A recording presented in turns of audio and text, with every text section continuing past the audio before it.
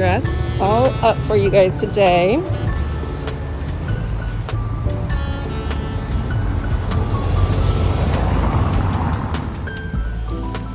Welcome, welcome. We are on the River Seine in Paris, and the girls and I, look, we're wearing springtime, and we are taking you on a walk with us. This is a walk and talk format. It is week 4 of International Women's Month, and we are featuring a different woman each week. A different woman that has impacted the history of France and everything from Saint-Geneviève, the patron saint of Paris, to Olympe de Gouges, who started the fight for women's rights in France and later on impacted women's rights in the Americas. This last week we learned about Camille Claudel, an artist who had a relationship with Rodin and grew her own career, amazing career, in her own sculpture work. And this week, who are we featuring? Let me tell you a quick backstory. So what I wanted to do was feature a Black woman, a woman of color that had some history and impact here in France. Initially, I thought about focusing on Josephine Baker, but I felt like that story is so well known. I then started to dig into the Rainbow Tribe, the children that she had adopted, 12 of them, I believe, from all around the world. But honestly, that story was rather difficult to find. Some of the children are still alive, and it honestly wasn't a really positive one when I started digging into it. So I kept digging and digging and digging. This story took me the longest out of all of them just because of the amount of research.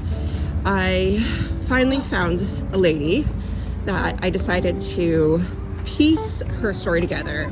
It actually was not all in one place. So this might end up being one of the more comprehensive versions of her story. In fact, there's very few pictures and very few places in Paris that I can share with you because I just can't find the addresses. I know that she was here, and you'll clearly find out through this story that she was here in Paris. I just don't have the addresses of where she was at. And of the few pictures I have of her, the few locations that I do, I'll do picture-in-picture for you.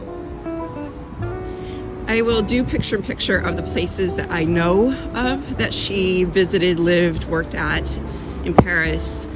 Part of her story takes her down to Marseille in the south of France, and but primarily she was here in Paris. Very interesting story, needs to be told, needs to be spread around, needs to be represented a little bit more than it is. Because of that, this last week is going to be a little different because we're just taking the girls on a walk along the river as I tell you her story. I hope you like the story, and I hope you enjoy just this little bit cold but nice spring day along the River Seine in Paris. Okay, so who is this lady? A lot of times what I do when I am researching a place or a name, I will look up on YouTube a video and listen and learn how to say the name properly. This is not the case because I couldn't find any audio about Jane. So her first name is Jane. The last name is spelled B-I-A-L-L-E. In French, the double L is a Y, so I'm going with Vialle.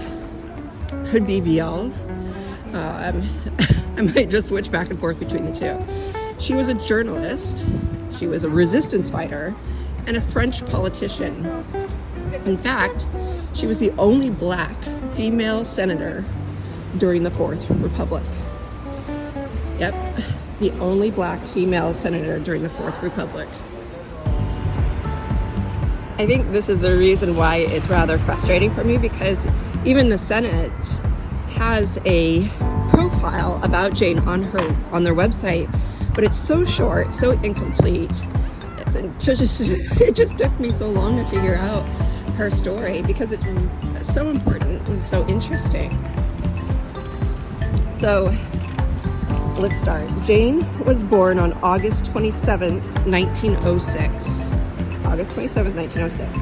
Her mother was Congolese, and her father, Michel Vialle, was French. Okay, so her mom was Congolese and her dad was French. At the time, Michel was employed by the Compagnie Française du Haut Congo. It was created in 1889 by the Tréchot brothers. Here we are, coming up on Pont Neuf. This is our little loop. From our doorstep, it's about 10,000 steps, or 5 miles round trip for us to do this little loop along the river. Right, so Michel's down there in the Congo. Around 1907, he's recruited by another concessionaire company, the Société du Sultanats. The main purpose of this company was to market ivory, unfortunately, and rubber harvested from the domains of the sultans. So again, this company is marketing ivory, it's marketing rubber, and Jane is growing up really close to her father. She's really close, and grows up in a place called Bangassou, where the company's headquarters are located. There's boy. Hi, boy. Hi, girl. There's Rose. They say that Michel does a great job with his work and takes a significant role in the expansion of the company. But we're going to fast forward now. It's October 1912. At this point, Jane's a little bit older. Michel, her dad, travels to Paris, and you kind of remember, right, some of the issues with women's rights and laws at the time. He officially recognizes Jane as her father because she was born down in the Congo, and so he goes to the prefecture and recognizes her as being his legitimate daughter, which is a big deal. It now makes her a French citizen.